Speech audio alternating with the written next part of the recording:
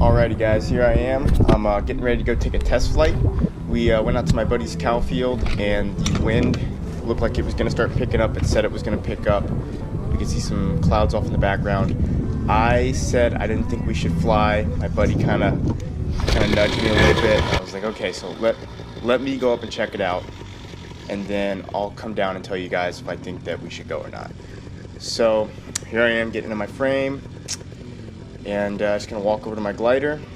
Right now the wind's probably blowing about 4 to 5 miles an hour, and it's supposed to pick up to 14, but it's not supposed to pick up to 14 for like another hour. Really the smart decision would be not to go because it's going to pick up and you don't know quite when it's going to happen, but I decided that I pretty much knew, honestly, that when I took off I was going to tell them that we couldn't fly, but I still felt like I needed to go up and to reinforce that, to make sure that that was the right decision. So and also I got this Sky Flux. It's a very safe wing. It's very fast. It handles turbulence pretty well, and it gives really good feedback. So it allows me to know when collapses are going to come before my glider actually deflates, and we'll actually see some of that here in a little bit. But there comes my buddy walking up. I pull up the glider. You can see I got a little sand left over from on the beach the other day. But the wind's being kind of goofy. It's kind of coming down over the trees. It'll tend to rotor there pretty good if the wind starts blowing hard. But I should have taken off in just 2 or 3 steps. In normal conditions, I take off in 2 or 3 steps. I had to run it out a little bit more, and I think that's just because the wind was being goofy. But I'm staying low at first, just in case something happens. It's only, a 10-foot fall. And I get up a little higher to see what's going on, and it's pretty much the wind's increasing. I know I'm already going to say we shouldn't fly, so I just decided to turn around. So I'm coming back, and the wind's probably blowing about 7-8 miles an hour at this point. And coming up here on our buddies, I give them the nope, I'm not going to do this today. And right about now it starts really picking up. And so I do this turn.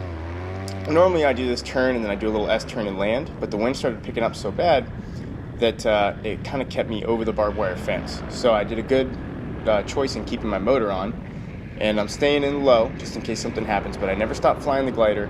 I never get out of the seat in case something happens. Boom, there was a deflation right there, or an almost deflation.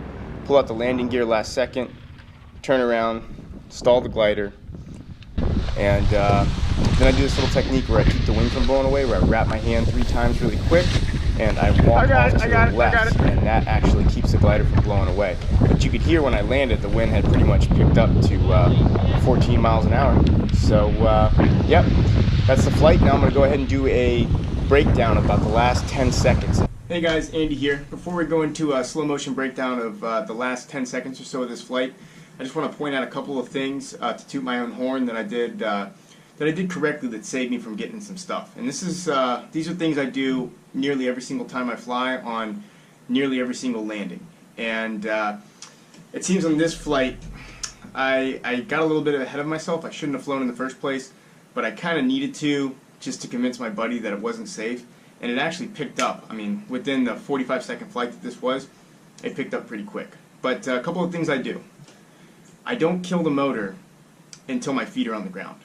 And that's in case I have to bail out of the landing. So normally on this landing, I would have come in, I could have cut the motor right when I came over that tree and landed where I wanted to, but the big gust of wind came, and had I not had my motor on, I would have landed right next to that barbed wire fence, probably too close to even where I would have had to somehow kite the glider backwards and get further enough away from the barbed wire fence to drop the glider down. It wouldn't have been a good situation.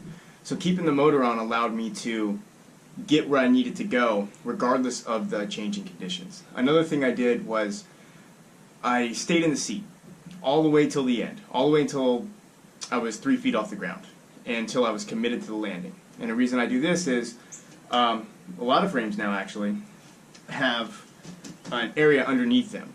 And even if it's not fixed hang points and it's not the full deal, having the frame underneath you and the harness elevated off the ground means that when you hit, you're going to hit the bottom of the frame first, and you're not going to be taking, if it's a sudden drop in pressure and you lose all pressure in that glider and you drop down 3 feet, you have not only your weight, but you have the weight of the frame. So hitting the cage first can save your ankles.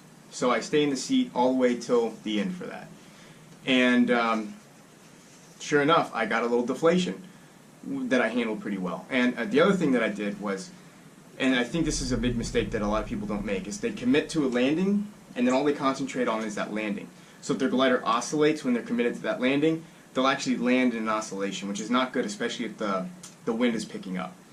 So the last thing I do all the time is I always fly the glider all the way to the ground, and even when I land, I'm still flying or kiting the glider.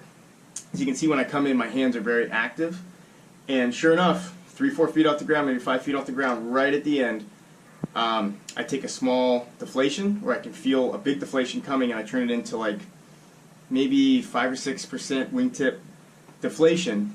But the only reason I was able to do that is because I have second nature in my head to always fly the glider, and I have the muscle memory.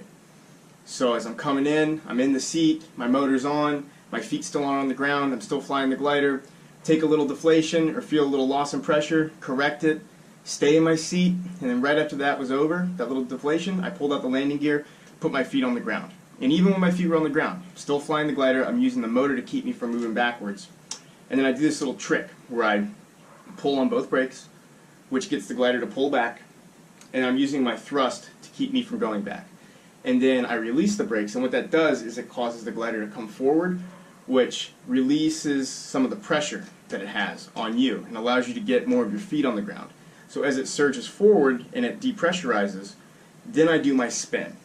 And then I'm facing the wing, everything's crossed, I get it nice and level when I bring it down. I don't bring it down all cockeyed. I get it nice and level, drop it down as hard as I can, both brakes, and then I take the left brake, and this is a good high wind situation way to deflate your glider, is because when there's a lot of wind, it's going to keep trying to fly up. So I take 3 wraps on my left brake, pull it as hard as I can, normal brake pressure on the right side, and then I walk to the left. And what that does is it kind of tacos the glider, and it disables it. So you saw my buddy run out there. That actually wasn't necessary. So that's a good little trick to learn, especially if you're out flying in high winds on your own.